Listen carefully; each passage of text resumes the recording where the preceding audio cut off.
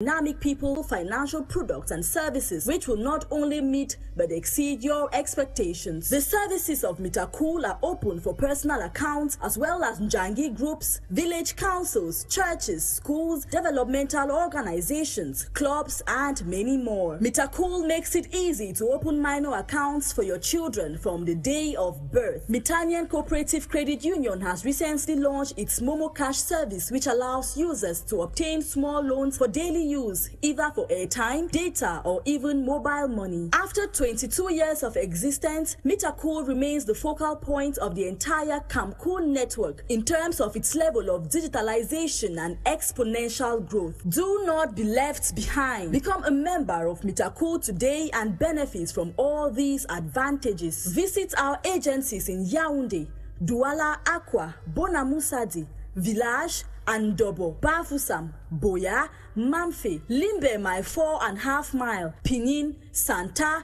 Bamenda Food Market, or our head office in Bamenda at Sonak Street. We are open every weekday as from 8 a.m. to 3:30 p.m. and 12 noon on Saturday. At Mitakul, save regularly, borrow wisely and repay promptly.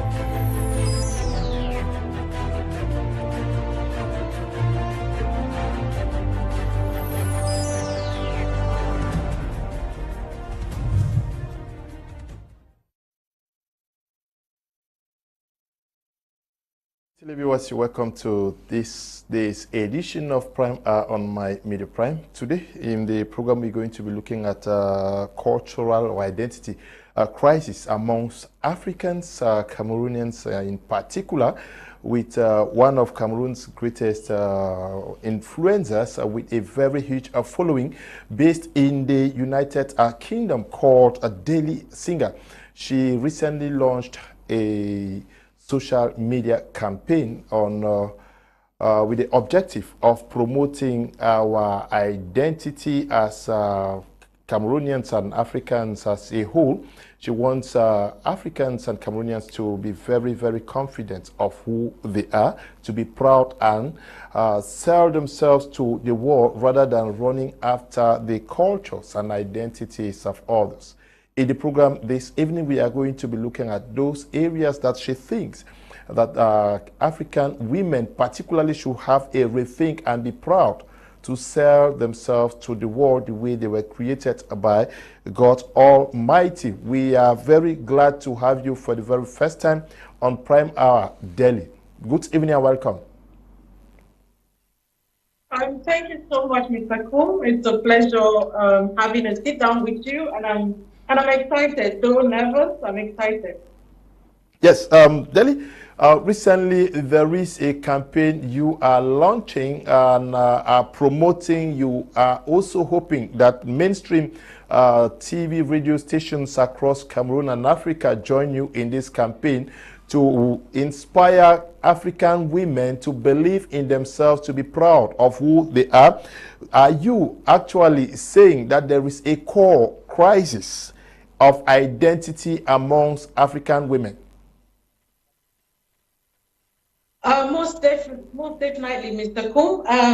Just so we understand, this is not a call limited to the female gender. This is a call for especially Southern Cameroonians to embrace their cultural identity again. I needed to make that clarification just so we understand that it's not limited to women. However, it's been made to of recent, we can tell that the cultural identity crisis has plagued more of the female gender than the male. That's why when I'm talking in the general perspective, most of the examples that I give somehow tie to the women or it's pointing at the women. So yes, it is a wake-up call. Matter of fact, it's a wake-up call for Africans, for Cameroonians, and especially Southern Cameroonians, because Mr. Kum, there's no gainsay that when you look at especially the Southern Cameroonians, I insist and I hope that people all get to understand why I'm using Southern Cameroonians. This is just a matter of identity and not anything of that sort, like maybe what people might be thinking. So if you look at how history, if we go down memory lane and look at our history, we realize that we've been migrating from country, region, all up to the geographical location that we find ourselves in. And because of this, it's given birth to different cultures diluting our original culture. You know, and like I said, it takes more of the female gender. So I'm joining CY International Open Show, who has for a long time been talking about the 80-20 movement to echo his voice into our community, to say that we should begin to valorize our own, appreciate our own, prioritize our own, and of course embrace our culture much more. What is fundamentally wrong with us by your judgment when you say there is a cultural and identity crisis? What is fundamentally not working out? When we talk about culture, Mr. Kum, we're looking at different components. We look at our language, we look at our dressing, we look at our cuisine, we look at our artifacts, we look at our values and many of these things. And we look at our complexion, we look at I mentioned language already, and a lot more. And we look at our religion, we look at our marriages. Yes, that's the one. I didn't want to miss out on that. So when you look at all of these things, you realize that for a long time, we've been struggling to look more like different people and not our original selves. So when I talk about language, we feel more modern, okay, speaking English or French, the colonial language, than speaking our mother tongue or vernacular. So you see, if we talk about dressing, you and I would sit here and wear more of foreign products than what we were known by. And when we wear more of these foreign products, we feel like it's giving us value. Unknown to us, we give values to the things we wear, not the other way around. If we look at our marriages, it's moved from our usual traditional style, our cultural style, to the Western side. So instead of all of the wine carrying and traditional display of our food and our marital rights, and we are more interested in the white man's own thing. And I was talking on social media the other day and saying, we keep replicating the tradition of other people, and unknown to us, we are doing the same thing many times, thinking we are doing different things. So instead of us doing our traditional marriage, which is our culture and everything that has to do with it, we are thinking when we add the white man's own white wedding to our marriages or our wedding, it makes us look modern. So you get what I'm saying? So these are the different things, like I said. It is not just one area. Every one of these cultural components is being plagued by this inferiority complex that I've been talking about in the media. Now, David, are we not also talking about issues of civilization, where we think that the cultures or that other persons are more civilized? Is that not where the problem is? Or we think that we are not civilized, others are more civilized than us, when we are told that civilization actually started in Africa? Exactly. That's the big joke. So we think everything, like we said, we have unrealistic beauty standards that have been put, especially on the female gender.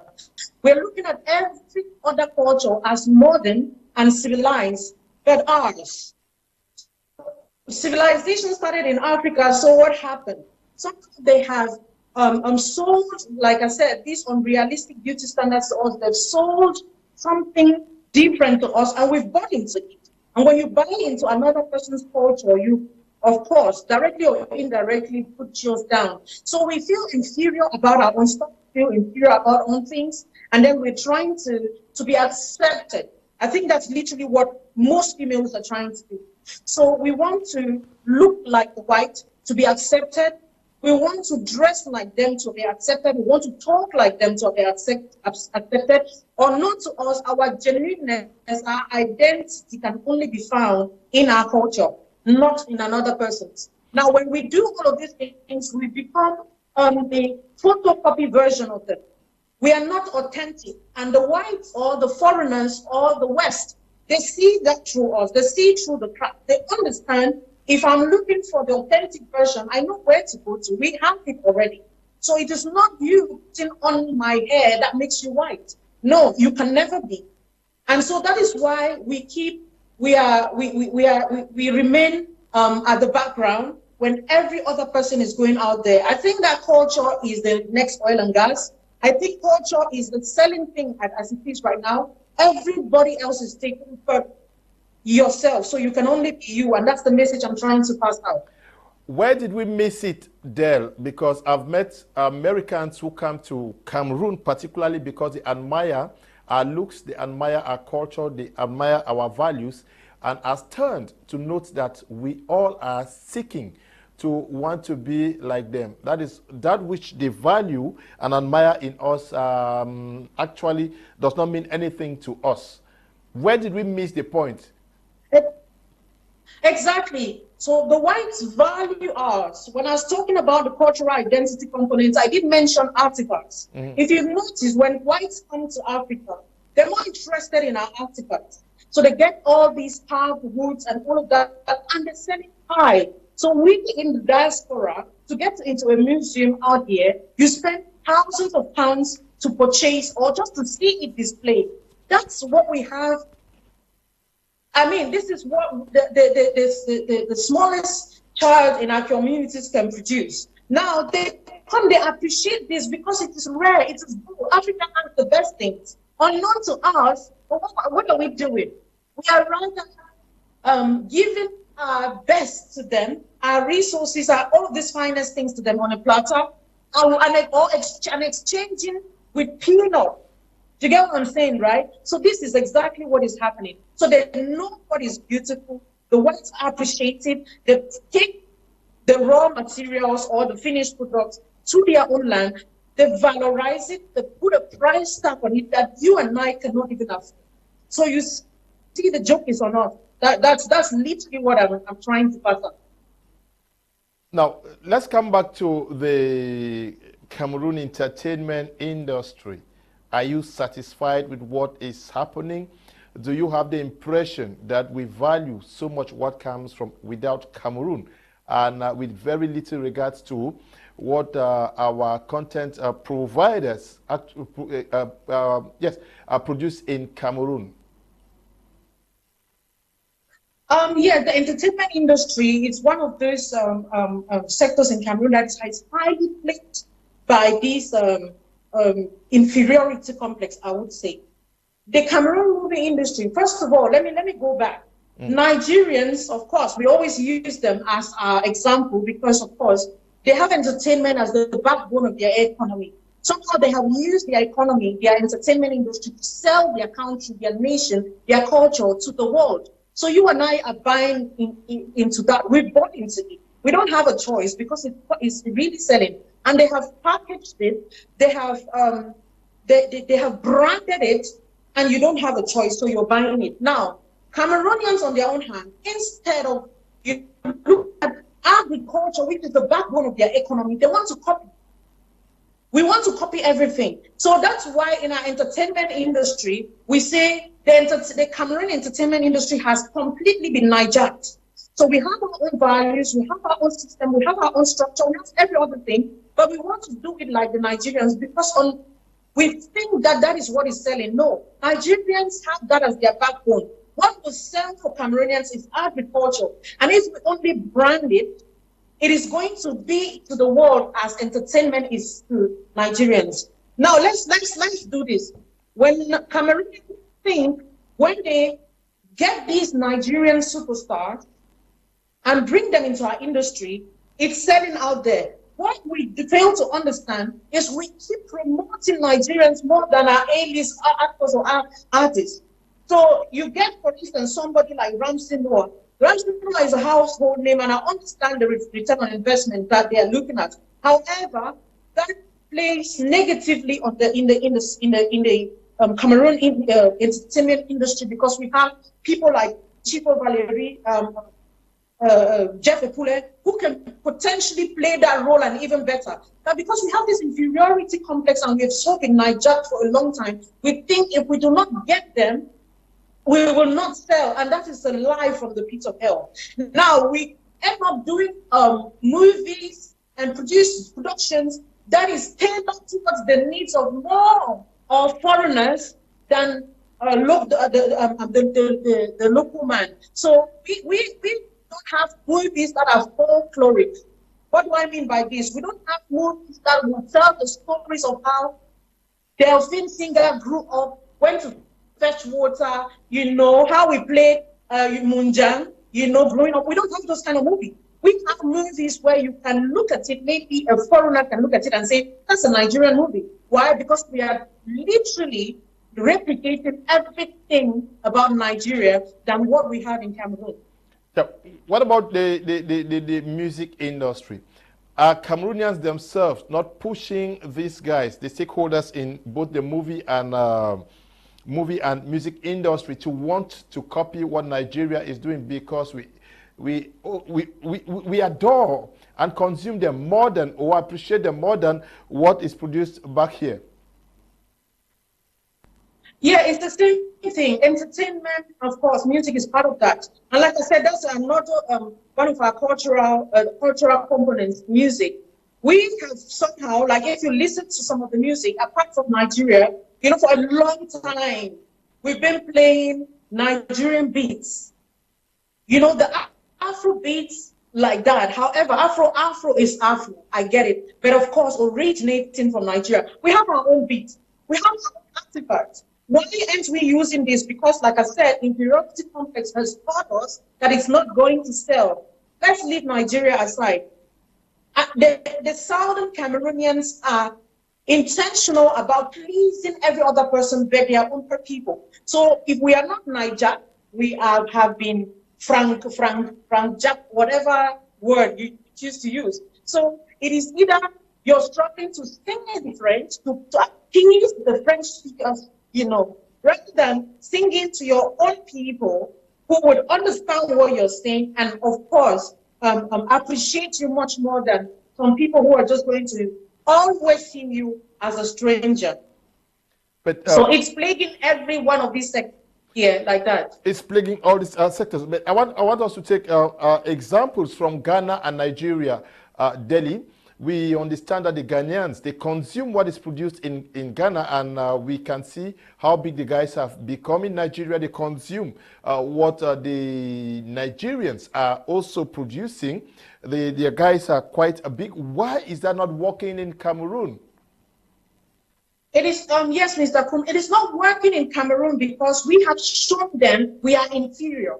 We have shown them that they are so superior, and of course I understand that they pay their dues. So we cannot take that from them. However, when you compare, and that's a perfect example, when you compare Ghanaians to Ghana comes to Nigeria with their A game as a superpower as well. They're coming to negotiate. They're coming to work hand in glove. They're not coming to be subordinates. That's why if you see a Ghanaian movie produced, it will work. It will sell on Netflix without the influence, necessarily having the influence of Nigeria. So, however, we are still with the illusion that it only has to come from Nigeria or anywhere else than Cameroon. Again, it is the value that has been attached, we have attached to our own. And also an industry that we are not very apt at, especially when I'm talking about acting, you know, music, of course, it's highly debatable, you know, based on recent changes and, of course, what we had vis-a-vis now. But when it comes to acting, it is not our strong point, like I said. Entertainment is not the backbone of Cameroonians. It's not. We're just trying to, you know, catch up. But if we take something like agriculture, I keep insisting is the backbone of Cameroon, and we branded like Nigerians have branded their entertainment industry, we would be talking, we'll be the talk of the world in less than no time, because we have everything working for us in that particular sector. Okay. Are you contented with the music industry so far? Are movie actors, stakeholders doing what it takes to convince Cameroonians to, because your campaign is to get us to valorize what is produced in Cameroon. Are you also very, are you contented with the efforts that are put by both the stakeholders in these industries to get Cameroonians to promote, valorize, and consume what they produce? Are they making enough effort? The effort that they say, well, like I said, I think I've pretty much answered that question, because the efforts that these the stakeholders are putting, we are putting much effort in an industry that we do not have that we don't have this much powers in. Do you get what I'm saying? Yeah. So as much as most of what we're doing is somehow counterproductive to the growth of the economy, because at the end of the day, that's what we're looking at. So whatever we're doing, it's not working. It's not working because it's not our thing like that. So however, they are trying in their respective corners. It is not just about the stakeholders. It is you and I, Mr. Kum, to put in these efforts and see how we can push ours out there. It is what CY International is doing, 80-20 movement, to valorize our own, to be able to appreciate what our artists are producing. Why would we play more of foreign products, foreign music than ours, when we understand ours more than theirs? What is that aspect about theirs that we think we're lacking and we don't think we can actually fix it? So it is you and I, it's every one of us. No matter what somebody like Salatier or Renew produces, if we consume it, we don't expect to export it out, okay? And also, at the level of the individual, like respective levels, where we should also learn to produce what is not mediocre, so that people will not be forced to consume what is not good for their taste buds. So it is you and I, it is every one of these people putting on these efforts at our own corners and to make the industry better. Now, CY has been into this for some time now, and you are also into it. Are you shocked that he's been attacked for engaging in such a venture? Not exactly shocked. I expected it. Change is always comes with this drama, especially in the media. It's hard to pass on the message nowadays in a world where everybody is a teacher. So I expected it. Matter of fact, first of all, because like I said, I use myself as the guinea pig, because I have somehow ticked all of these inferiority complex boxes, if you know what I mean. So coming out in the media and saying that, you know what, let us use our own natural hair, or if anything, something that is close to us, I was very much aware that they were going to take my previous pictures to show me that, oh, you have been doing this. Because the easier way to defend ourselves right now is to point fingers at others so that you just cut the message. But of course, I know who has sent me and I know where I'm going to, so I'm not backing out. I've seen CY run with this 80-20 movement for such a long time. However, he was zooming more on prioritizing and coming to prioritize and also to get our identity. Because you can highly prioritize something that is not as dear to you. And if it is not your identity, you will just be floating. So this is where CY and I we meet. But again, like I said, I kudos to him for not backing out. CY has been bashed in the media for such a long time, and thanks to him not giving up, some of us are picking up the vision. And of course, I guess in the days ahead, many more persons are going to stand up for exactly what we're talking about. Now, where do you place the government in all of this? CY thinks, and I told him that it's also time for him to engage policy makers, because we are talking 80-20. Why not make it a policy at the level of at the level of government? Well, for his personal reasons, I'm not sure I have had this conversation with him why he's not engaging the government like that at that level in this. I think that it's something. There's some of these things that we have to show the government that we're intentional about. You know, there are times when we have to go out in the street to riot for the government to wake up. The government needs to see that this vision, you're intentional, you know what you're talking about before they even give you the audience, they grant you an audience. And I think that, well, with time, he's going to take it to that level. But there are things, if that's the question you're asking, that we are expecting the government to support us through. Yeah, because for it to become a policy, it has to get to the National Assembly.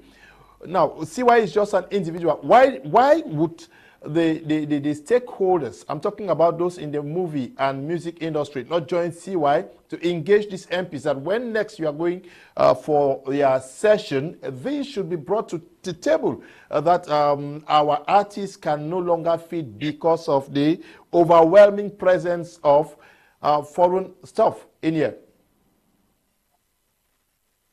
I think that, yeah, one of the stakeholders that come to mind is when you're speaking is Abbo Gilbert, which I think he's better placed to answer this question. And we're going to have a sit down in, I think, the days ahead for him to really explain what is happening.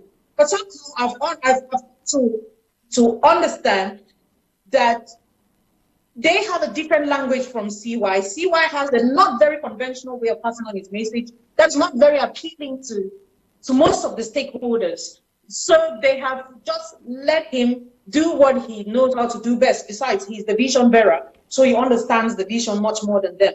However, it is something that is plaguing not just CY or CY's own immediate sphere of influence, it's the entire industry. So the stakeholders, obviously, Gilbert made mention that there is a procedure. There is a procedure that has to be followed. But because, of course, this is not my domain like that, per se, I would rather get somebody like me, Alene get other people of that magnitude to handle this particular aspect. You know, we're just doing it at our own level. Now, you're doing it at your own level. A female, I'm talking about the actresses that you find in the industry and the musicians comparatively to those that operate in Ghana and Nigeria.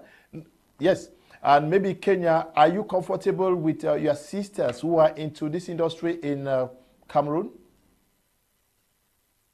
I am, to a considerable extent. The thing is, for a long time, we've seen the usual faces, you know.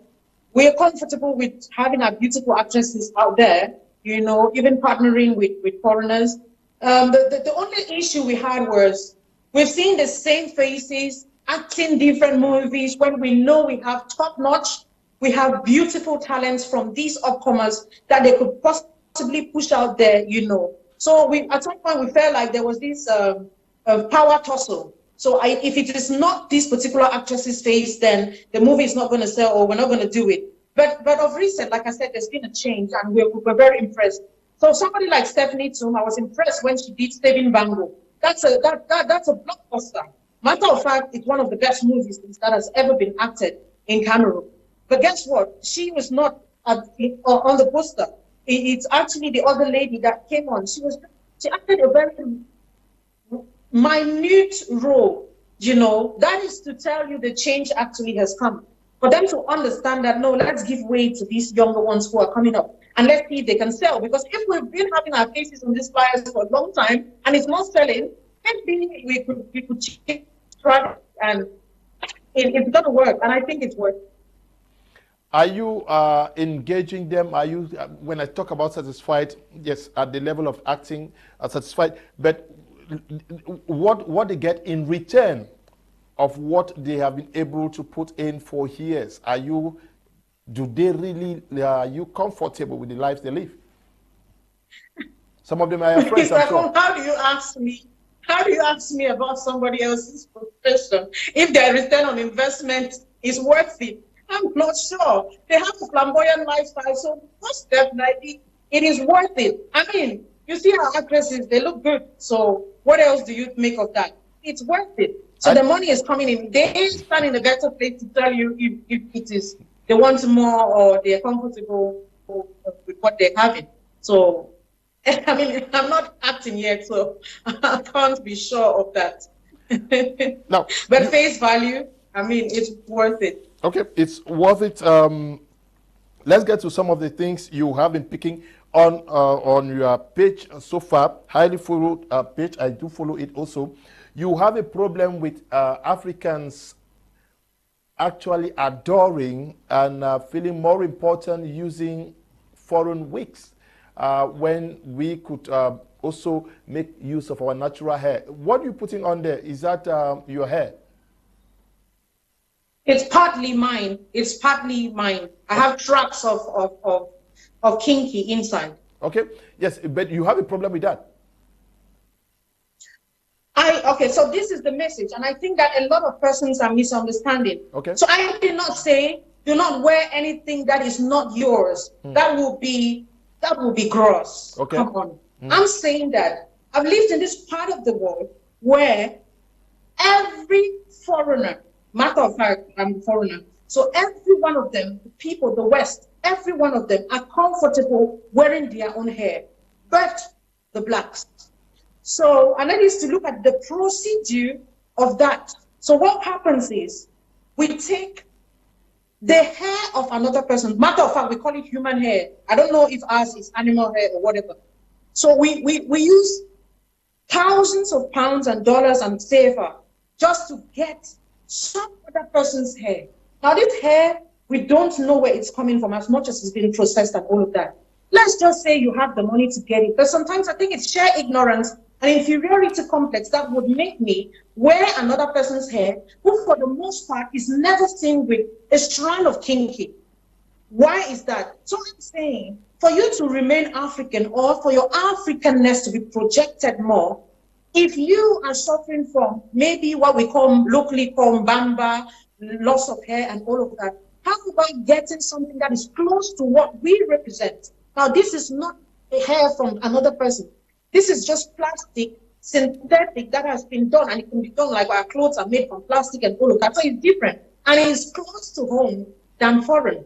So you get it. I'm not saying that because it is practically impossible for us to completely cut from every other. Now, if this were a beautiful idea, they say, oh, it is civilization, it is globalization. Why is every other person part of this globalization yet not talking from us, not using our own stuff, not doing what we're doing?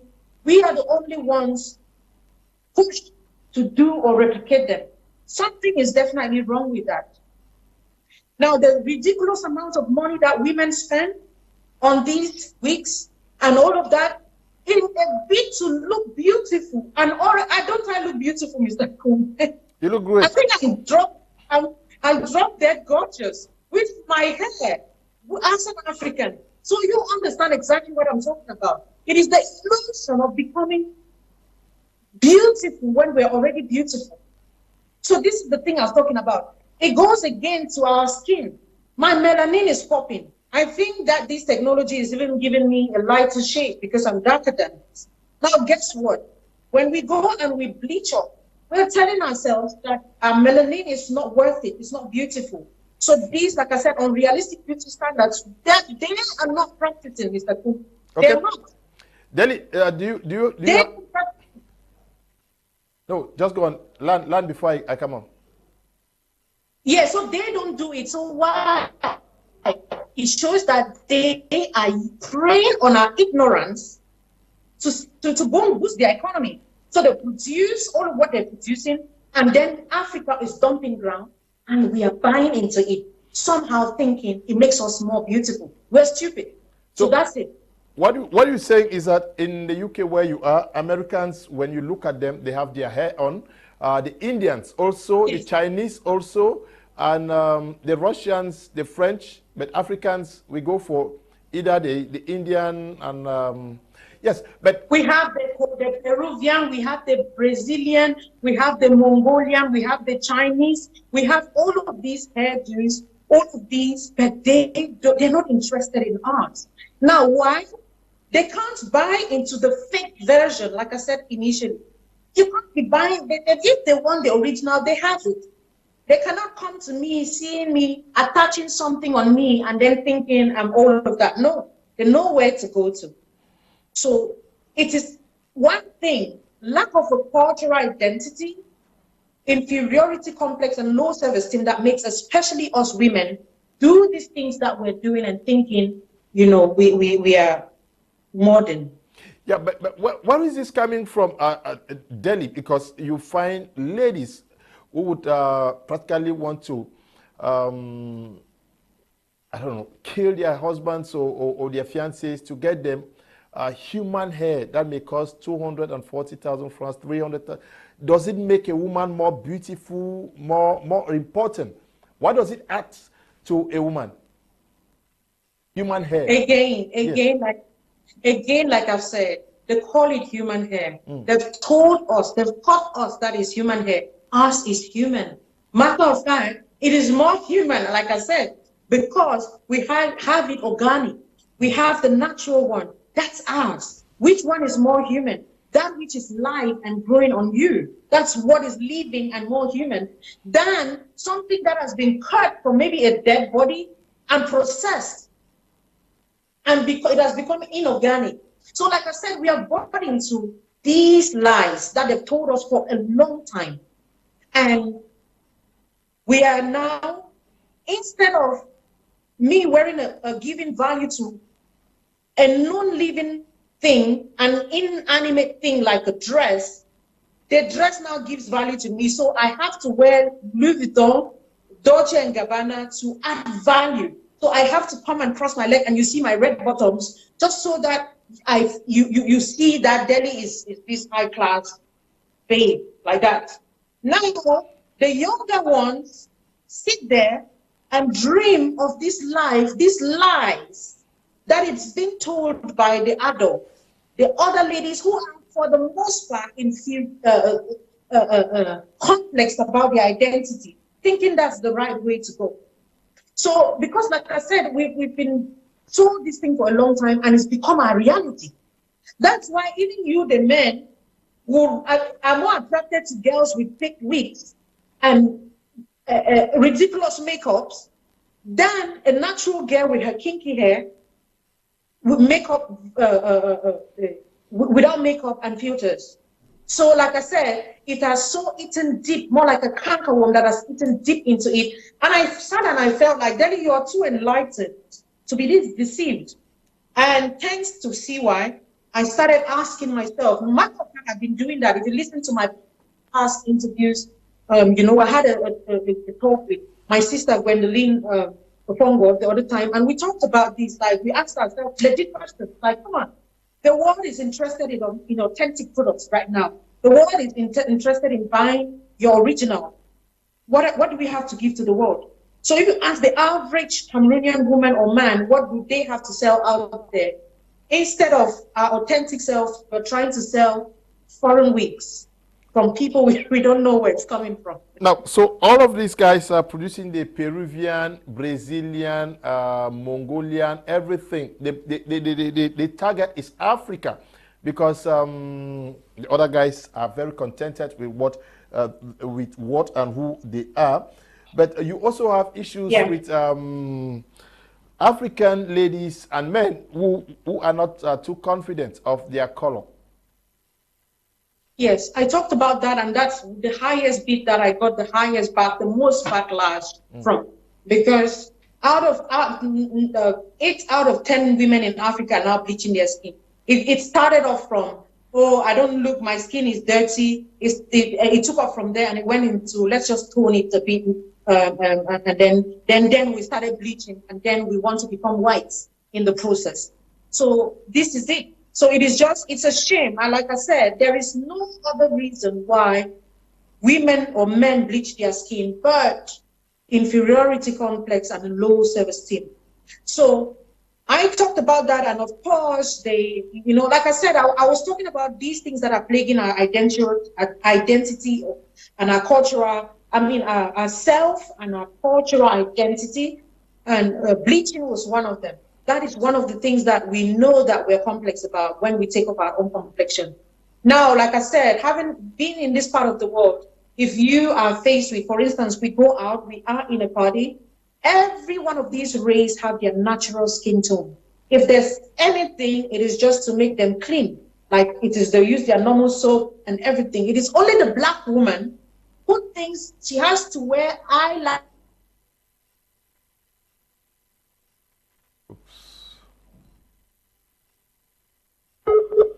Okay, we have issues. That are nails that are centimeters away from our kids. You know, it is only the black woman who thinks she has to pick bits and bits and bits of these things and before she looks beautiful and appreciated. And like I said, Mr. Kum, most of these things is coming from the men who have now bought into the fake more than authenticity. No, you are now blaming the men. You guys are wanting to look so good. I personally, I would not want to see my wife so made up, adding this and that, and I love her very natural. How dare you say we are the ones pushing women to? Is this not because you want to compete with other persons? It's a world. Well, I've done this. I've been here, done this for a long time, and most of the concerns that are raised by, especially the younger women, is they don't. If they five girls sitting on a table, the 4 is taken. All of them are light skinned, but the dark skin. What do you expect me to say? Or what do you expect her to do? She runs into these just to feel accepted. If you, the men, are going for the light skin, what do we dark skinned women do? We want to also belong, so we get into these ridiculous bleaching products that will make us beautiful. Do you get what I'm saying? Now, and all of that. So, yes, we want to compete with other women. Yes, we want men to feel attractive enough for the men. As crazy as that sounds, that's one of the reasons that they're advancing. Okay.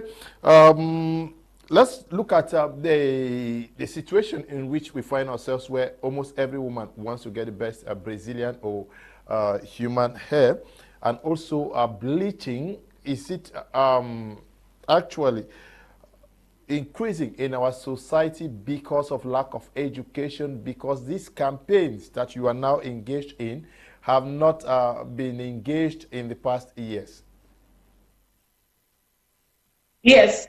It has been, but again, it is more loud because it's coming from an influencer. So if you notice most of the comments, oh, we are happy that somebody like you can get to talk about these things. Somebody like you who has lived it firsthand. I've never bleached my skin anyways, but I've, of course, like I said, I've ticked all of those boxes, the other boxes. And somebody like you who has for so long tried to get her self-esteem in all of these things and then seeing that it is crazy, it's stupid. If somebody of your caliber, somebody of your pedigree can talk about these things, then it's going to echo louder and it's going to go far and wide. So yes, we're talking about it, and I think that it's not new. If you notice, for a while we've been wearing our kinky hair. I mean, girls, most of them have been embracing their natural skin now and their kinky hair. But somehow, when people in strategic positions, media houses, you know, people who are capable of passing on these messages easily, are talking as well and lending their voices, I mean, it goes a long way. So that's what's happening now. Okay. Madi, writing from Bamenda, says the truth is that all those fake things the Westerners make, bleaching, creams, hair, as amongst others, is because they just can't have it. Our hair is unique, our melanin is unique, our clothing is unique, and because they can't get it, they look for a way to destroy it. Madi, good evening to you watching from Bamenda, Northwest Regional Capital. You also have an issue with our dressing style. I can quote you as saying that celebrity no means say we must work a empty skin. Something like that. You said so. Yes. You also have a problem with our dressing pattern. Yes. If you look at, our culture is very conservative. The African culture is very conservative, except for very few exceptions, of course, who would, expose their private parts out there. And I said something, first of all, before getting into the dressing bit, that I think somebody has to hear this, that the breast is still a private part. I think of recent, it's just the media that has made the breast a very public part, except for the NIPPLES, now that we have to cover. So if those parts are covered, then you're good to go. Now, like I said, I was talking about we having a very conservative culture.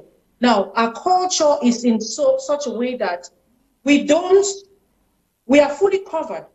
An African woman is beautiful even when she's covered. She doesn't have to expose parts of her body to show she's covered. Mr. Kum, you sitting there, if you see a girl who has a loaded backside or a loaded front, even inside cover, as we say, you would know. Correct me if I'm wrong. Yeah, very true. You would know. Very true. So yeah. What the media and the West is teaching us on a daily is expose parts of your skin and feel better. Apart from where are Louis Vuitton and Gucci and Dolce and Gabbana and all of these things to feel better and valued, also expose part of your skin so that you feel sexy and all of that. So this is exactly what I was on about and hitting hard on life. You can, and so I had to start bringing some of these exhibits, show people who have gone out there, examples that are living with us, but have been able to mingle with very influential people. They've been standing in stages, in world top class stages, with their Africanness and their uniqueness, and they're doing extremely well. Just so that the younger generation can understand that you don't need to go naked in the media to prove a point. You are beautiful even when covered. Now, you discussed with some of these ladies. What is the essence of exposing our body parts, especially for ladies? Is it to entice the men, to attract men, or to show off that we are beautifully designed by God? I would love to answer that question and for you to help me with part of the answer. So what we women have as illusion is when we do that, we are more appealing, we are more attractive. We get the man, we are the ish, like that. Now, Mr. Kum, tell me, would you want your food served covered or exposed out there as a man? Do you find us attractive when we expose our cleavages, our backside, our thighs, and all of that? You tell me. At least now you are the ones to answer. So I know if I leave this interview and start doing all of that. So you can answer the question. No. A lady is better valued when she carries herself very well dressed and not exposing. Exposing yourself almost every day gives a very wrong signal to especially the men. The men will come for you for a day or two and then go for that which is better preserved. But somebody from Chang has a question for you, Dellys. Good evening, Mr. Leo. Francis is writing from Chang. He says, what can she say about the multiple lipsticks and how she have a kiss with the lipstick on, because some of us don't think it's healthy. It's a healthy idea. Dellys. Oh, yes, of course. Yes, let me just get 3 or 4 messages and then you come in. Good evening to you, Mr. Leo and Mommy Dellys. Mommy Dellys, I want to start by appreciating what you are doing by advocating and encouraging Southern Cameroonians to embrace their culture. Mommy Dellys, yesterday you made a post about polygamy on your page and defined polygamy as a marriage whereby any of the genders get married to more than one spouse. I want to find out from you whether that definition is the Western definition or our African definition, which permits only the male gender to get married to more than one wife. Secondly, have you ever seen an African woman getting married to more than one man, or does our traditions permit our parents to take bride price for their daughters to more than one man at the same time? Prince Will Mfosa is writing from Bamenda. Okay, cool. Let me start with the first one. I'm going to get to the second. Okay. So this is what it is. So the man is saying that holistic. Okay. Now, saying if your woman they're scared to kiss their women with, I don't know if I got it right. Yeah. With lipstick and all of that. First of all, these lipsticks are edible. If you understand what I'm saying. So if you kiss, there's no harm in it. So you can eat and you can swallow. It's okay. It's very okay. Okay. Now I talked about and asked different aspects of low self that brings about low self-esteem. In fact, things that women have low self-esteem when they do it.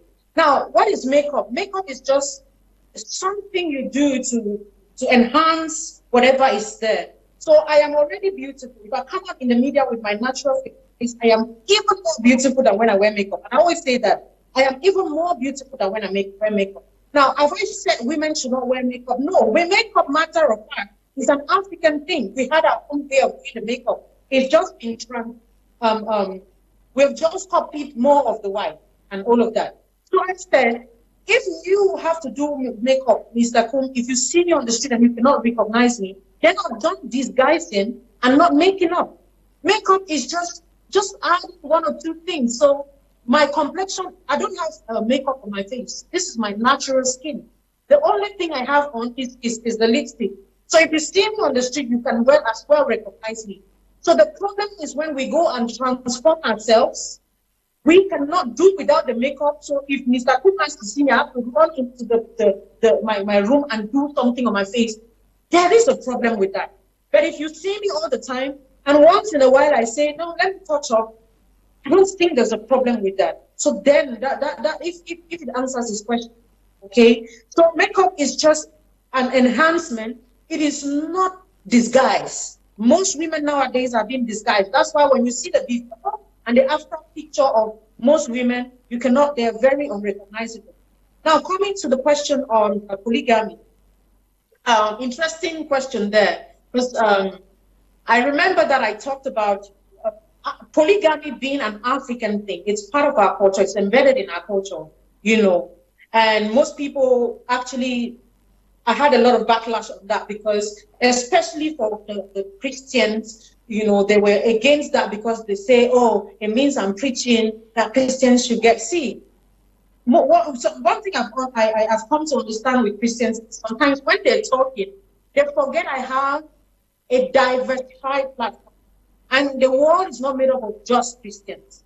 We're not talking about religion.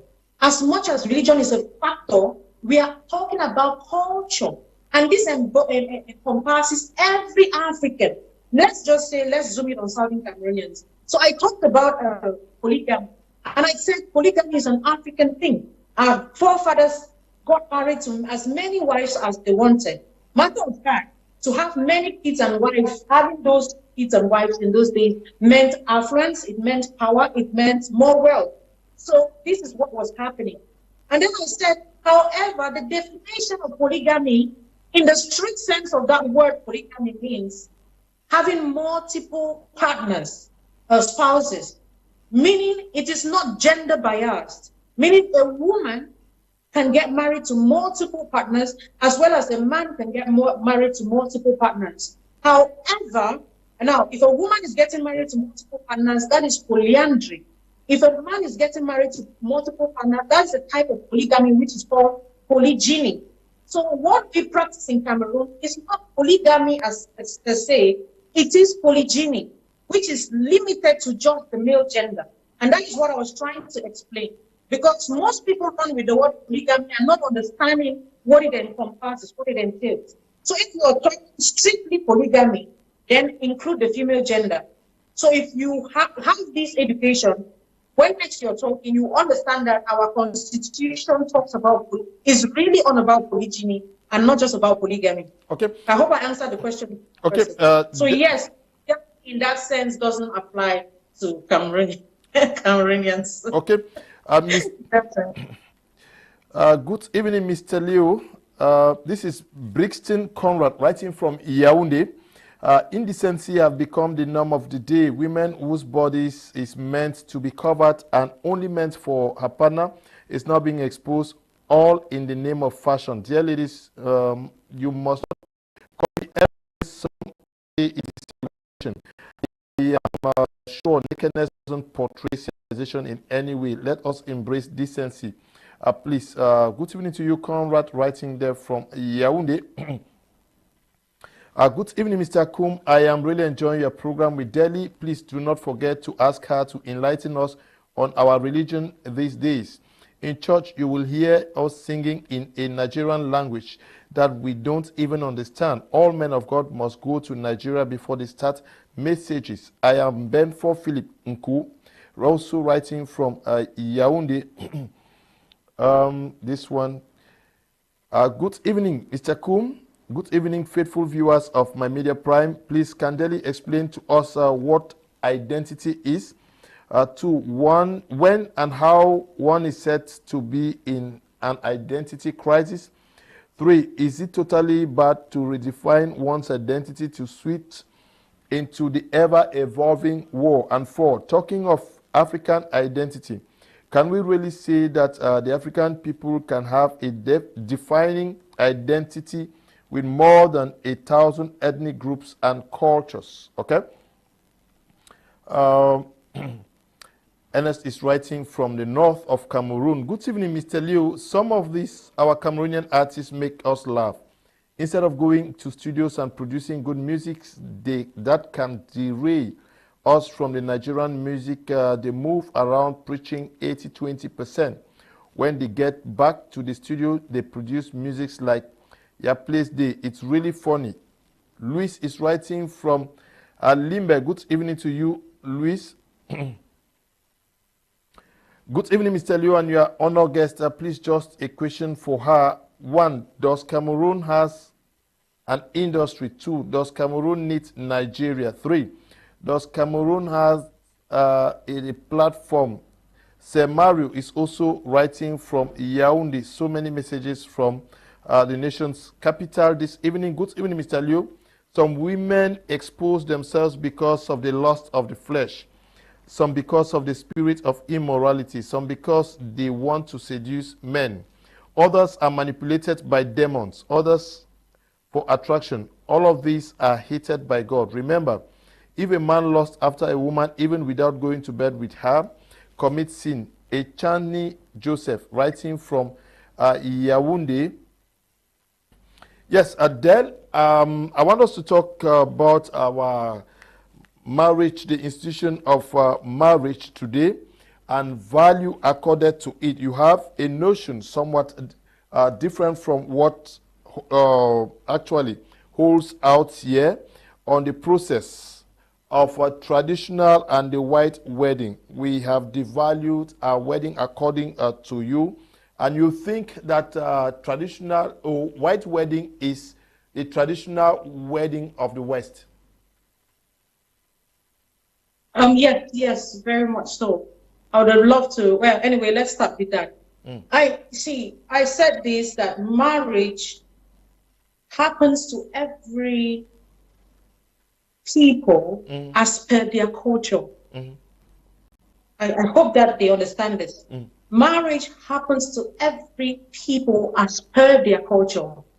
What is the African culture regarding marriage? It is the traditional bit. It is what your father takes white nimbo, puts in a cup, which is it's a very significant cup, not just any kind of cup, and gives you to give to your husband, and asks you if you would stay with this man. It's the man you have decided to be with. If you will stay with this man for better, for worse. This is how our marriages are. In Africa, we marry a family. So 2 families come together and they agree to be together. That is why even when there's divorce, this same family is also involved. In Africa, when it comes to marriage, we have our own way, our own setup, our own dressing, our own kind, our own blessing that our parents give. Now, the most important persons in your life is your parents. That is why marriage cannot be possible without your parents, or at least the representative of your parents. This is Africa, and that's what happened. White wedding, as the name implies, is wedding for the white people. whereby they have their own cultural values. So what the wife do, as in the grooms, the father takes the daughter and hands over to the groom, and then there is maybe a clergy that is asking, do you take it? It's the same thing your parents have already done in the village. It is not your culture. Wearing a white gown, and that is not this is not you. That's another person's own. So I did a display. I hope that I wish the picture could be put on screen, that this is what is happening. You will never see whites or Westerners or foreigners wear our own out attire and regalia for their wedding. Why? Because it is not their culture. Now, Christians again are asking, are you saying we should not bless our marriage in church? And I said, white wedding is not church wedding. That's the issue. I attended a wedding signing the other day. The whites came, they have their bridesmaids. Guess what? It's in court. They finish, they take their pictures, and they go. No church. They don't even attend church. Why? Because it is not church wedding. What is church wedding? Church wedding is the blessing of the minister. And this can be done we just call it church because it's not even scriptural. There's no such thing in scripture as white wedding. There's no such thing in scripture as church wedding. It is just wedding, and it is traditional as per your culture. So now, what happens? So where is the place of the minister or the pastor as a Christian? That's why I said, because the church wedding you're talking about, quote unquote, is actually the blessing from the pastor. He might as well come to the ground where this traditional ceremony is taking place, or for the registry, and bless you and pray for you, and it is okay. It is delusional for you to think that after having had the blessings of your father, your mother, your family, both families came together, blessed you, you went to the registry and you signed, it would take you to wear a white dress for your marriage to succeed. Isn't this crazy? Where are people getting these things from? Like I said, this is a wake-up call for every one of us. Most people argue because they've not even had to ponder. There is no such thing for Christians. There's no such thing as church wedding. I need you to show me the scripture. It is wedding. And whichever wedding ceremony Jesus attended, that was as per the culture of the people. So it is just, they did not say that, oh, there was a priest that came and did that. No, it is because you belong to an organization. The church is an organization. And it has its rules and its regulations. So they could now say, okay, this is what we're doing. But that in itself is just more like the fringe benefit of every organization. Now you work in my media prime, Mr. Kum. One of the things you have is fringe benefit.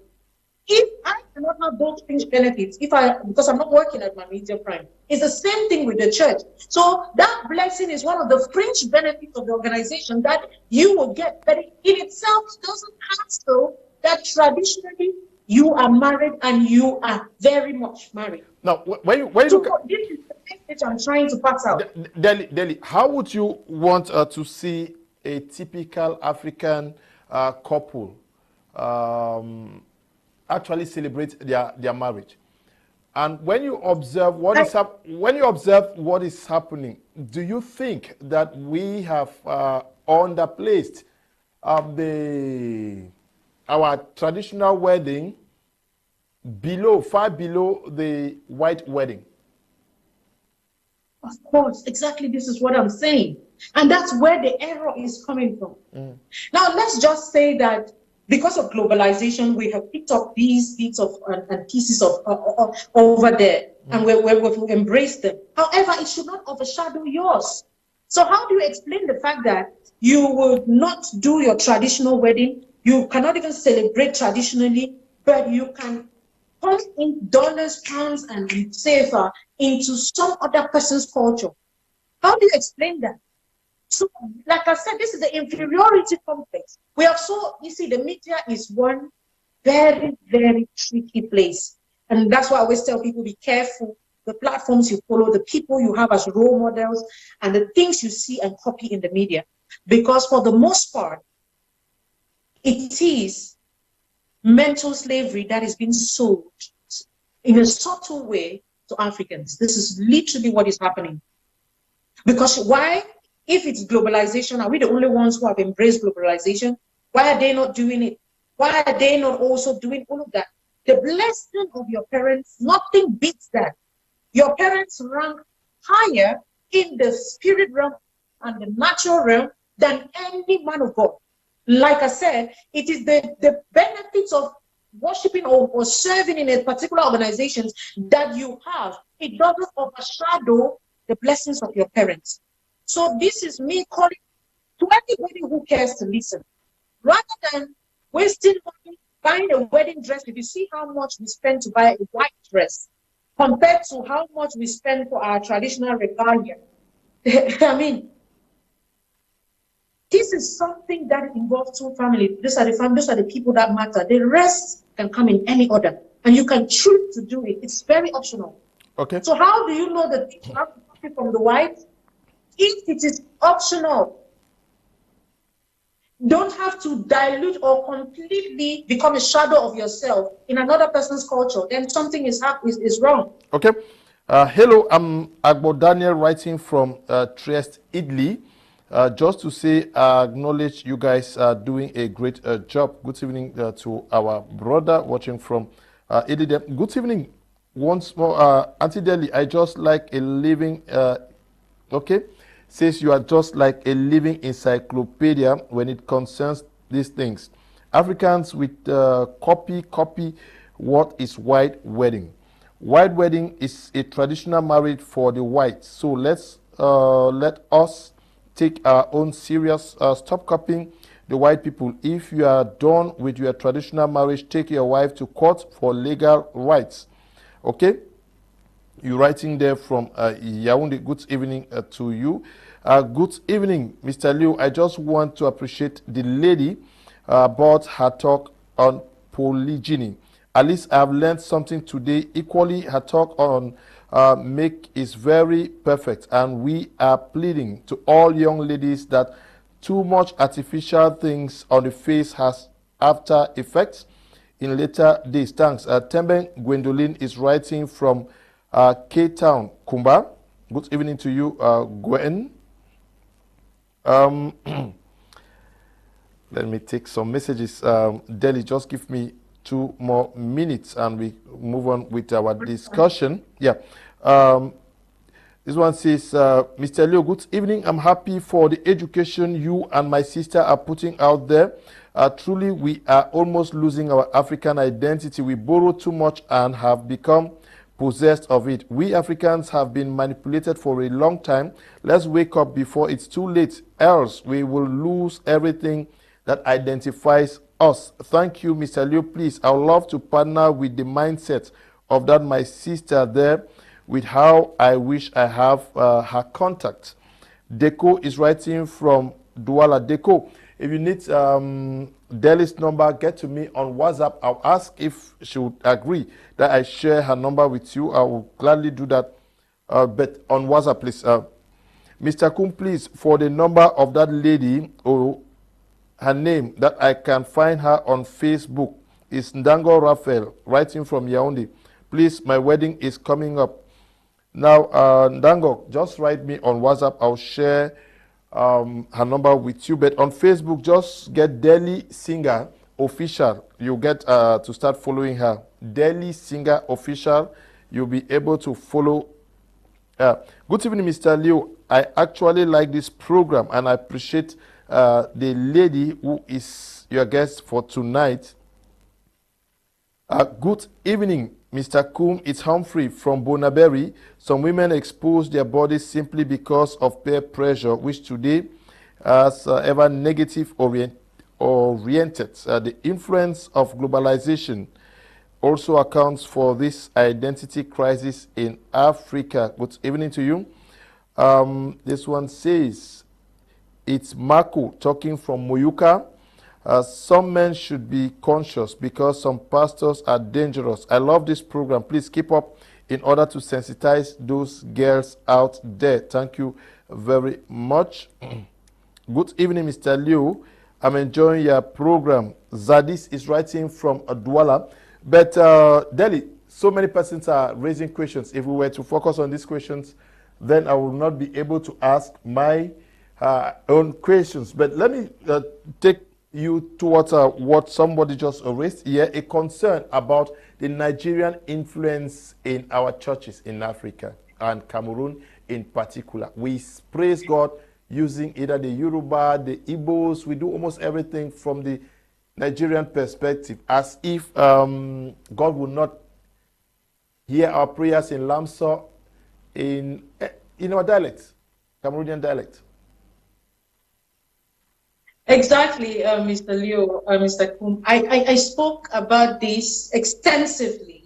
Like I said, especially when it has to do with Christianity or religion, religion actually for the most part, it's it's a fight. It's a huge fight in the media because it's a lot of sentiments that people use. You know, they're not factual. They don't even have biblical justifications for what they're saying. They just run with things that has been sold to them. Now, so I made mention of the fact that it seems like, especially the English, that's the Southern Cameroonians, have to always have Nigerians authenticate their identity before it becomes something. And this has crept even into the church. We have mentors, we have pioneers in the gospel in Cameroon, we have forefathers, we have people who have been there. We have people who were there before the younger generation of pastors and prophets sprung up. What is happening to those fathers? Don't they prophesy? Don't they hear from God? Don't they see? Can't they lay hands as well? Why do we always have to run to Nigeria to get authentication? And when we come back, we feel like we're on top of the world. Why? What is happening? So it is this mental slavery that is happening, especially, I keep insisting, southern part of Cameroon, that, well, somebody came and said the entire Cameroon is plagued with this, even the French churches as well. Why aren't we proud of ours? Are you trying to tell me you don't know of any minister in Cameroon? Think about it. We bring them, their faces are top on our flyers, then other ministers are just relegated to the sides. We give them ridiculous, huge amounts of honorarium, put them in the best hotels. Our own ministers have to, well, not as much. I don't want to say something that I'm not very sure. So, but it's not as much. I mean, the packages are not as much. The Christians, on the other hand, will not attend if it were just a regular pastor, a local pastor, having a crusade and all of that. What is happening? Who did this to us? At the end of the day, we don't believe in our own things. So a minister from Nigeria just comes with Yoruba and teaches a song we do not even know. Our parents are there struggling to sing in Yoruba when we have our own vernacular or mother tongue. You see, it is this ignorance that I'm talking about. Even in the church, how do you explain all of this? What is happening to our own? What is wrong with southern Cameroonians? What is wrong with us that we always have to submit under, and understand when I use the word submit, under another to feel accepted? It's plagued every sector in Cameroon. And this is something we have to look into. So when these people go out there, we bought into the illusion or the delusion that, oh, the powers is in Nigeria. But God is only in Nigeria. They have to pray and lay hands. And somehow, when they come to Cameroon, you start seeing this crowd that I never could believe Cameroonians could pull. What is happening? Isn't this this is a wake-up call? Isn't this something we sit and actually ask ourselves legit questions? Why is every other thing beautiful but ours? What is happening? So that is it. It's still a question for us all to answer, and especially Christians and our leaders. Okay. There is so many questions here. Just permit me to read some of them. Good evening, Mr. Kum. I have a question for our lady. Which culture puts food on my table? Which culture keeps me from healthy? Which culture honors my maker? My conclusion, you need the mirror of the word of God to appear before your maker in public, private, and in your interactions with others. Colossians 3:17. Okay? I don't know what culture you're talking about. Good evening, sir. I'm Destel, writing from Boya. This is an interesting topic, sir. We appreciate my media prime. I'm concerned with the music industry. Cameroonians love good music. The few artists who exist are not consistent. We once had Renis in 2017, Dan La Sauce, Nyangono, Witty Ministry, etc., but they are nowhere to be found. What is killing us is consistency and laziness, which has resulted to a fall in supply. They should follow what is trending and stop imposing their selfish ideas on Cameroonians. Okay? Thank you. Good evening, Mr. Leo. It's an interesting topic of discussion. I hear the lady, she's one of a kind. Please, I would love to have her contact if she won't mind. This is Maxwell writing from Moliko. Delhi, what do you say? Maxwell needs your number. Sorry? Yes, Maxwell says he needs your number as well as I think most of those who are asking for my contact is just so that they could maybe appreciate me or something. But I think you don't need my number. What you need is my page, my social media handle. I'm an influencer, and you could just type me. I mean, I'm quite, out there. So if you really want to, and asking the number is more of getting more of my ideologies or more of what I'm saying, which is preferable you get on social media, or Facebook, Instagram, Twitter. But Delly, somebody says they are planning to get married soonest, and they would want you to advise them. Oh yes, no, I am. Of course, amongst many other things, I'm a relationship counselor. So that would mean a premarital counseling, and it's an entirely different thing. So yes, we can get that. Like I said, even on my media, on my social media handles, you can always get to me. So don't worry about that. Yeah. That's the tell them to get to me. Dellys Singah. Yeah, Dellys Singah official. Dellys Singah official on Instagram, Dellys Singah official on Twitter. Any of those. Dellys matchups as well. Some of them, some people know those platforms. They don't know I'm the person. So this is me. Help me just in case. Okay. Now, are you saying that I shouldn't share your number with them? Mr. Kum, share your own number, then you. I'm not Delly. Get my number. I am not Delly.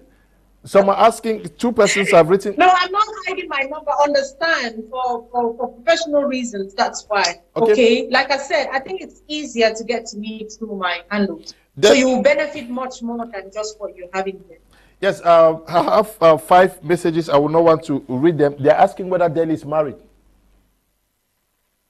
Yes, I'm very much married. Okay. I am. So those of you who were already admiring Delly on TV, please, she's taken. Let me. Delly is not available for you guys. Please, just follow the program and get the stuff. Yeah.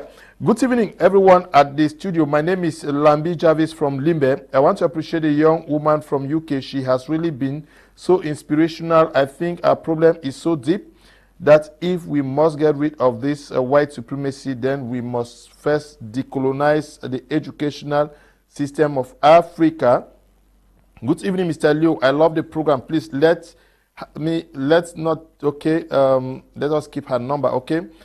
Hi, Mr. Leo. Good evening and greetings to Mommy Dellys Singah. I am one of her top fans on Facebook. I'm enjoying the program. This is Marion, writing from Bamenda. Good evening to you, Marion.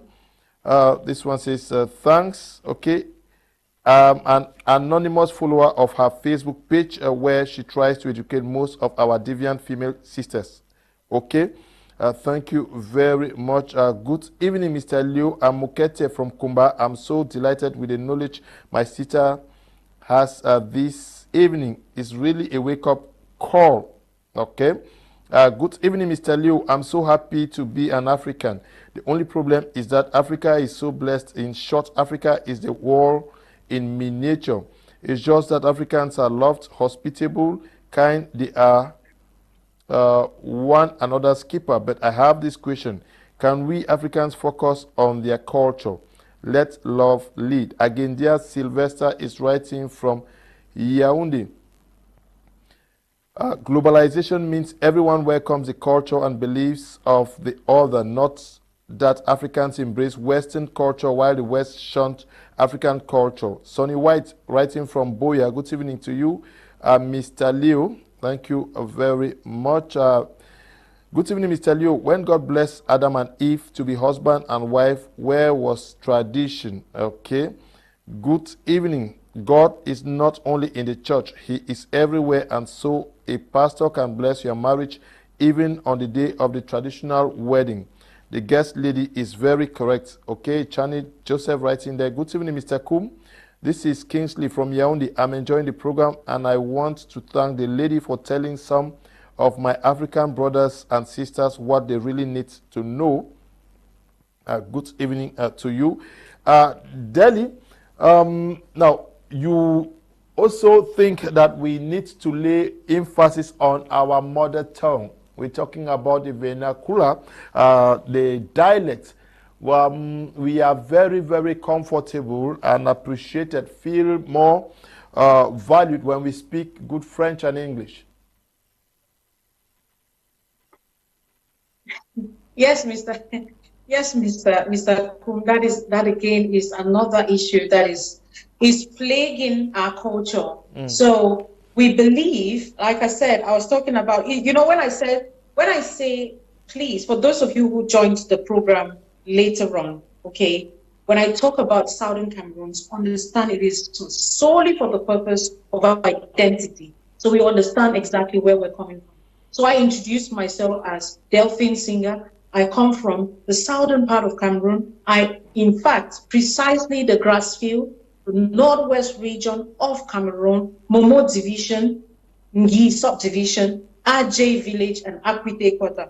This is my identity. That's my roots. That's where I come from, regardless. So it is not to instigate any violence or whatever, because people are very sensitive to these words nowadays. So we're talking about our vernacular, our mother tongue.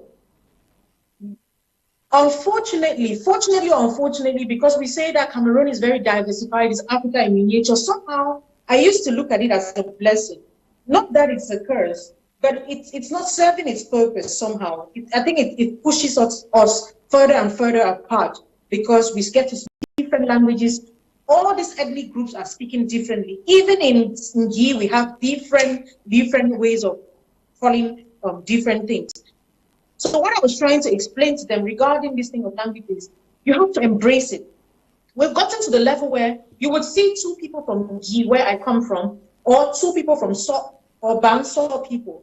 Bangso, you know, the people from So come together. No, Bangso, let me keep Bangso aside, because those are people who uphold their cultural identity unapologetically, and I salute them for that. Let me take any other, let me just use my place. So I come from Ngi, I meet my Ngi sister in the diaspora. We can't express ourselves, even in the midst of strangers, or talk about something private, or boast about our uniqueness in the way we speak. Why?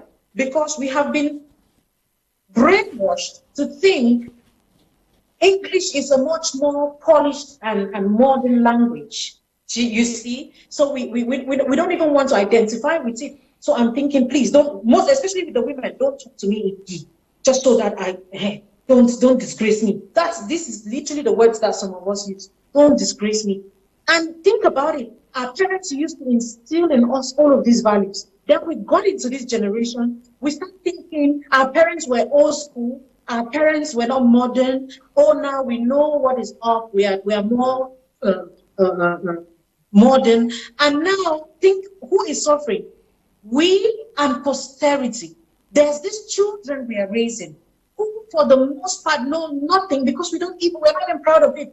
The little we knew, we've just messed it up. We cannot even say it. You see somebody calling something in their dialect and has so more westernized it, and is now what is there, as we call it, what is there. Now you hear a word and you're asking yourself, what are you even saying? And you cannot understand it.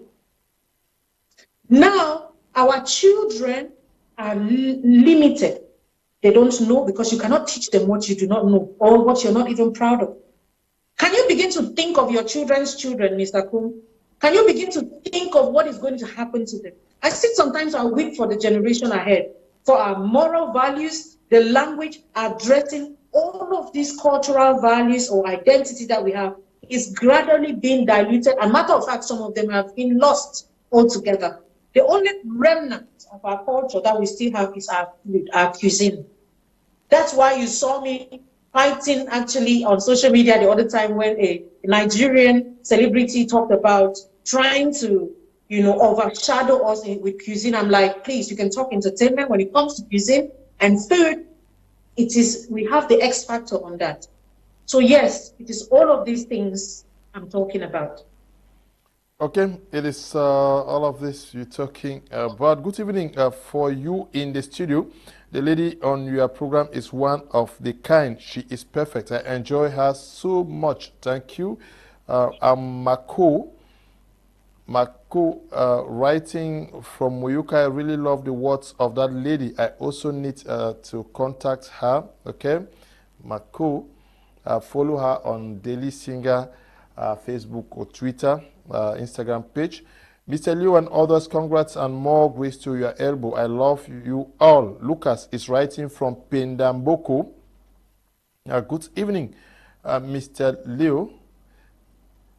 I really enjoy the discussions in the studio, especially that my fellow woman talking. But please, I wish to ask her, what does she has to say to ladies who believe so much in makeup?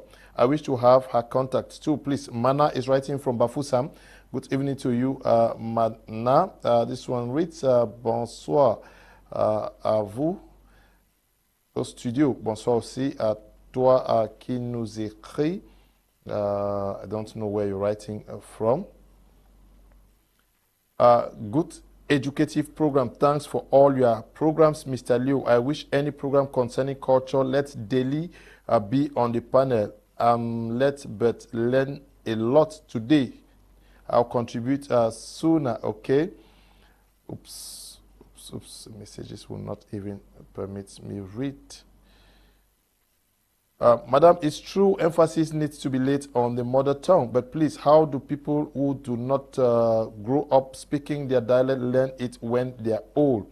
I'm Helen Sandra writing from Limbe. Please, I wish to use this opportunity to plead on all the Meta people in particular to learn to value their language and also make use of it, okay? Good evening, Mr. Kum. I love the topic. Greetings to the lady with you. Zita is writing from Yaoundé. Good evening to you, Zita. African embracing white culture has always been what the whites wanted in order to keep Africans under their control. Embrace our culture, and Africa will be a better place too. 100%. Thank you very much. Good evening. Mr. Liu is Ethel from Yaoundé, still on the topic of the white wedding. Please tell me now that they say white wedding is borrowed traditional. Why is it that in the Catholic faith you cannot receive First Holy Communion if you are not wedded in church? Yet they say it's just the traditional and court wedding that is important. Okay, I'll get a Reverend Father to answer that for you, please. Good evening, Mr. Liu. Please, can you put her name for correct spelling? Okay, they want to follow your page. Good evening, Mr. Liu. I'm so happy to be an African. The only problem is that Africans are so blessed. Okay, thank you very much. This one reads, I love the program for this evening so much. Thank you very much, Mommy Delhi. Yes, Delhi, we are talking about Africans and the need to go back to our roots. How do we get there? Do we engage, like I said, for the case of the 80-20 scheme as proposed by Old Pancho, should we engage the policymakers to also revamp some of these aspects that are being lost out and also encourage more campaigns like what you are into now? Yeah, most definitely, Mr. Leo. I think that policymakers, especially the Ministry of Culture, has a lot to. If there's one person who would listen to us, is the Minister of Culture, because that's what that ministry, in my opinion, should be all about. What's the Ministry of Culture doing if we're not propagating culture and insisting that we follow, we go back to our roots. So if we have, if the Ministry of Culture has people like us, we see why, and the many others out there propagating this, I think it works, you know, for the greater good, you know. So it is me. I think one of the ways the government can actually help in doing this is embed in our curriculum, redesign our curriculums, and factor in these issues, you know, from the very get-go. Let me use this example. We have, when you see, for an ideology to go out, to be bought completely, for somebody to be sold out to a vision, it starts from the foundational stage. What do I mean by this? If you look at these terrorists out there, what happens is, from a very tender age, they've sold into their minds that your destiny or your goal is to destroy a particular place, and then you amass all of what. Matter of fact, you benefit from that. That person grows, that child grows from as a kid with a goal of achieving that which has been planted in them. It starts from our kids. Some of us have missed the target already.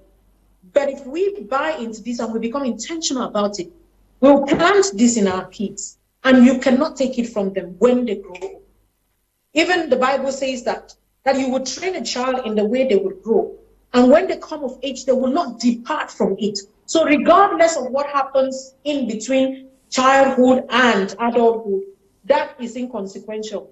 The most important thing is, at the end of the day, this vision or the goal will be met. So I'm saying, if we have these in our curriculum, if we begin to factor in cultural aspects, because that's an education that is really lacking. What aspects of our culture is really being taught like that? Matter of fact, it's foreign education. So when we're talking about redesigning the curriculum, also factor in the things that are being taught with examples that are geared or are tight or are relatable. So there's no need having fishing in Sweden or Norway or mining in these areas, or when we can have fishing in Limbe, down beach. Think about it. I used to go on holiday in Limbe. We go to down beach, we catch fish like that. We catch it, we see the fishermen, we see the boats, we stand offshore, we see when the fishermen are coming. We see when the traders are standing by the seashore. Then there's a readily available market. And then we see how the problems that are plaguing the fishermen. We see that here that some of them died. This is something that is tangible. We can see it is very, very practical. Practicable in our own setup. We don't need to go to Sweden to get those examples or foreign examples that is not very relatable. All of these things we saw. We spanned to market roads. We saw, I mean, it was this obvious that we could see them. If our curriculum is done in such a way that the kids will grow up, see their own thing, understand their own problems, look for a solution, because our solutions are always interwoven in our culture. Somehow we are only looking for foreign solutions to solve our issues. That's why, in fact, let me not get into politics. We're still having issues with with the crisis that is going on, because somehow we're looking for foreign ideologies to solve a common problem that you and I know the solution to it. So this is, like I said, it is not just me and you. It is all of us. It is these people and the entire government that has an issue. So we are suffering, the entire place is suffering from identity, cultural identity issues, inferiority complex, low self-esteem, and all of these things put together. I can talk about this all day, Mr. Kum. I just, and I'm going to go. Okay, Eli, I need some, Eli, please, I need you here. Auntie Delly, I am in full support of what you are saying regarding African imitating the white culture of wedding. What you're saying is perfectly correct. We Would like you practically to show us the right African way of wedding during your wedding. Okay. Roderick writing from Bamenda. She's married already, please. Good evening, Senior Leo, and to all the panelists and televiewers. If we must go back to our roots, the young people especially must deny the desire to belong and fit in. Get back to our universities. No young man identifies with the mother tongue, whereas it's permitted except for Pidgin English, as it was in the case in Yuba back in 2016. I met with students from my village, greeted them in the mother tongue, and then they laughed at me. Hey, Mr. Derrick is talking to us in the dialect. These are students I taught them in high school. They want to belong to a certain class. Some even change the pronunciation of certain words of, if not all.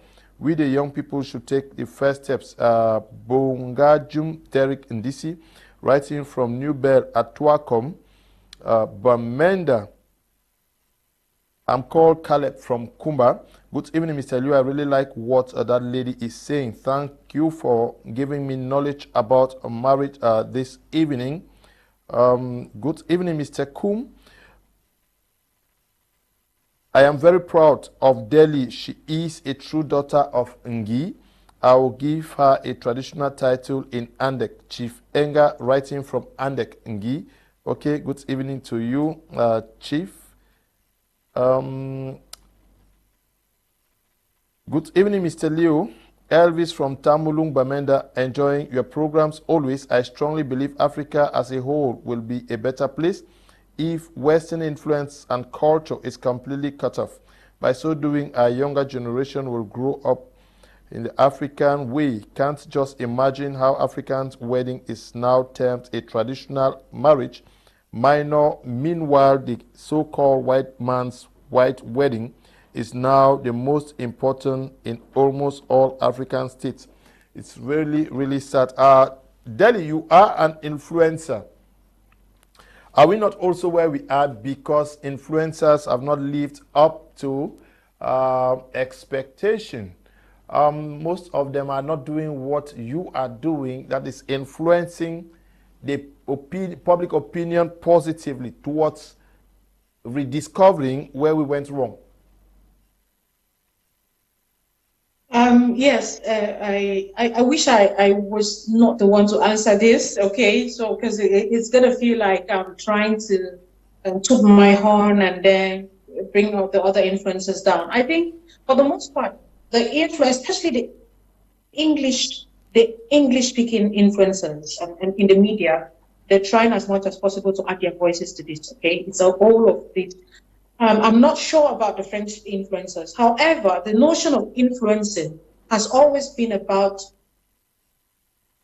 the very opposite of what I'm on about.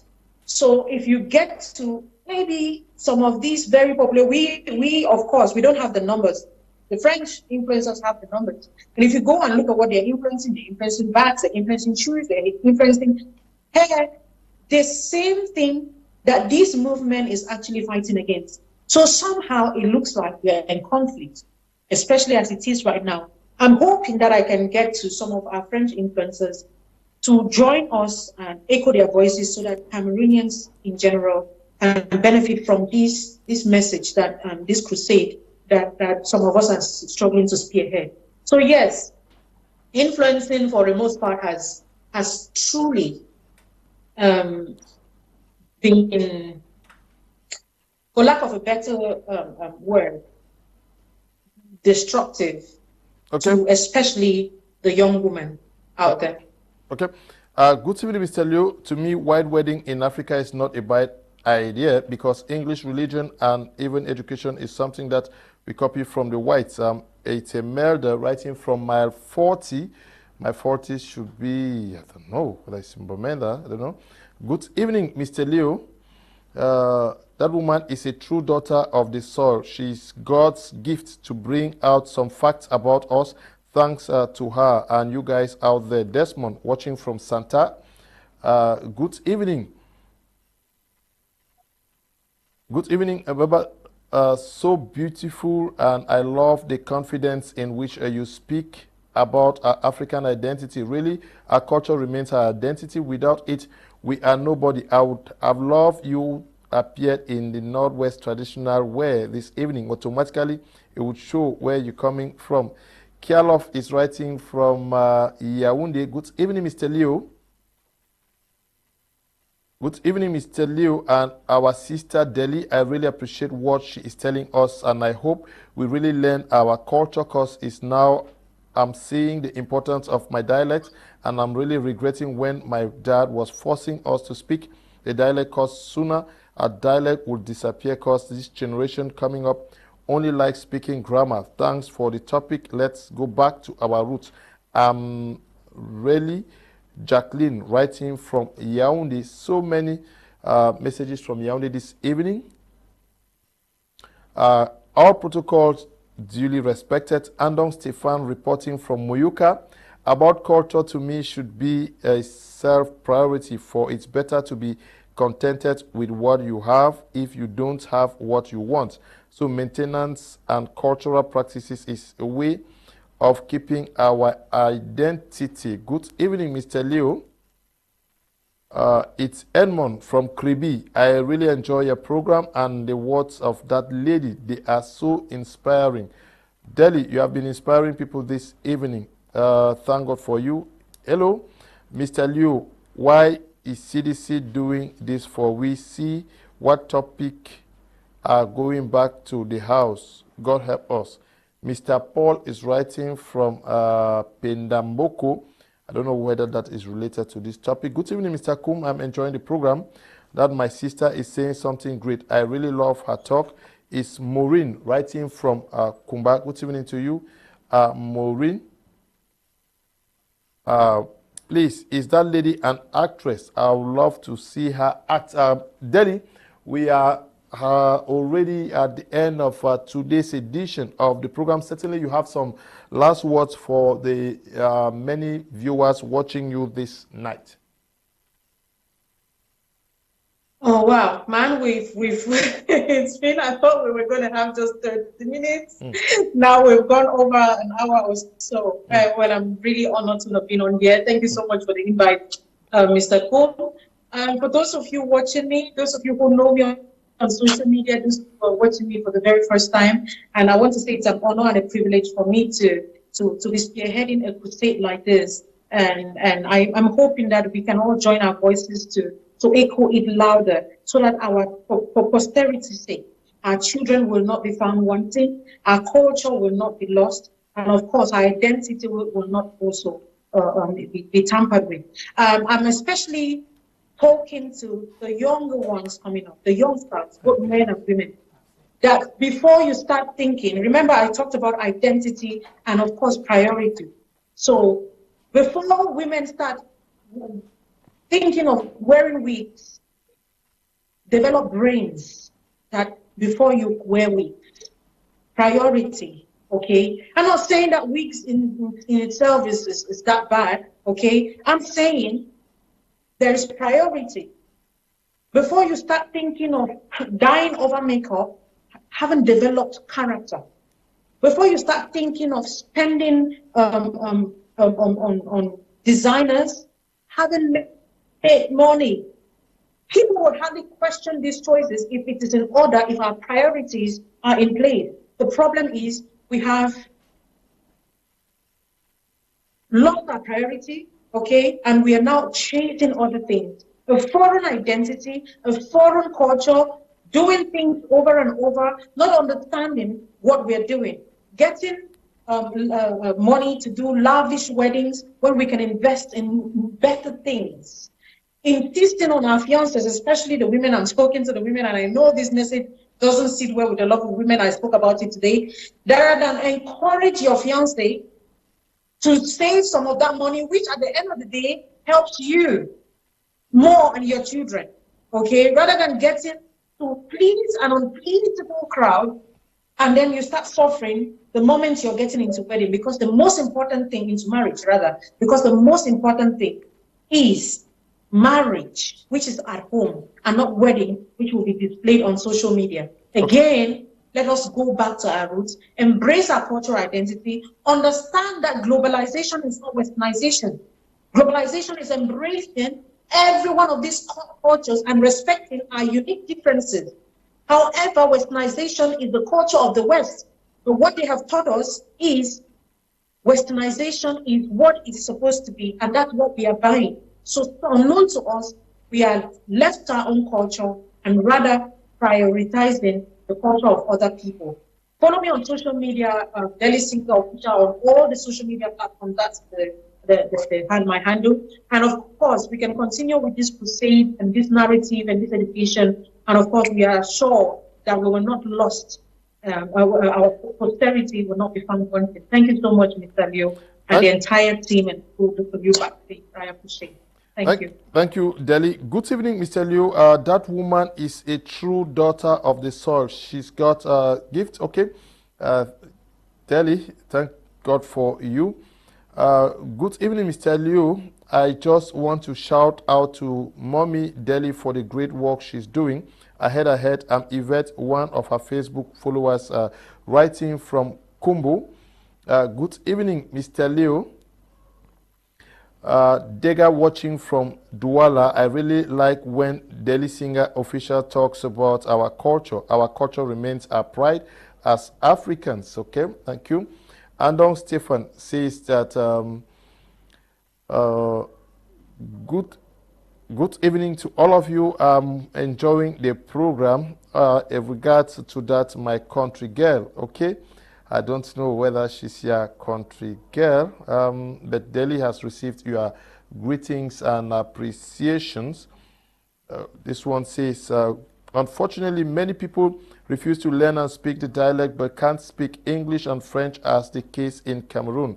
Better I speak my dialect while learning the foreign languages. Chinda Martin is writing from Yaoundé. Please help me ask, what is the difference between Nokdo and traditional marriage? Okay, Nokdo is a process that comes before the marriage proper. Good evening, Mr. Kum. It's a great program tonight. I'm watching you live from the United Arab Emirates, Abu Dhabi. This one says, greetings, Mr. Liu, Mama Delly. I salute you. You are doing well. I think Cameroon faces identity crisis in every domain, and the policymakers have a lot to do if our agricultural sector, health sector, cultural, amongst others, work to see that we value, produce, and use our homemade products. The millions that are spent by the government to import foreign goods will be saved. Cameroon will be a better place. Writing from Garwa. I really enjoy your program. Thank you very much, Mr. Liu. Glad to also read from you all the way from Garwa. Sumbele Kelvin, writing from Kongsamba, says, very wonderful topic with a brilliant panelist. Mr. Liu, I want you to ask her why Africans always want to change their tone and pronunciation, even just spending 1 month abroad, while whites that stay in Africa even after 10 years, they don't talk in that manner. How can we also stop our African ladies that strip themselves naked in music to imitate Western culture? Good evening to you, Sumbele Kelvin, watching there from Kongsamba. Good evening, Mr. Liu, and to everyone in the studio. Special greetings to Mommy Dellys. May you live long, man. This generation and generation yet to come needs you. I'm reading this writing from Kumba. I suggest a campaign for the revival of our culture. It's engaged, or we have to end here. We can't read all the messages. Delly, I'm so grateful for your presence or your participation in today's edition of the program, and also to the production team and to all of you who took time off to watch this edition of the program. We say we are honored. Stay blessed. Bye-bye.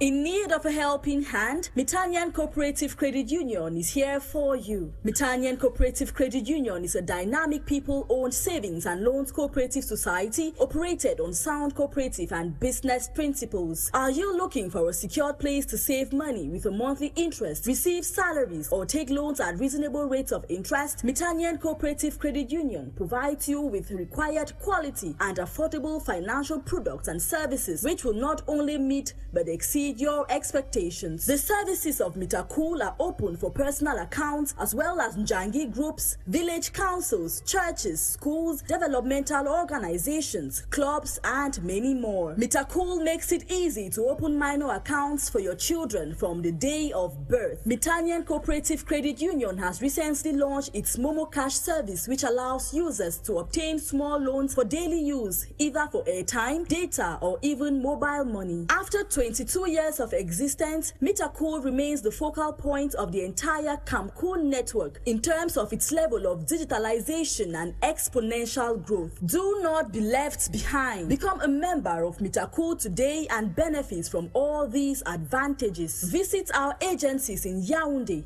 Douala Aqua, Bonamusadi, Village, Andobo, Bafusam, Boya, Mamfe, Limbe my 4.5 mile, Pinin, Santa, Bamenda Food Market, or our head office in Bamenda at Sonak Street. We are open every weekday as from 8 a.m. to 3:30 p.m. and 12 noon on Saturday. At Mitakul, save regularly, borrow wisely, and repay promptly.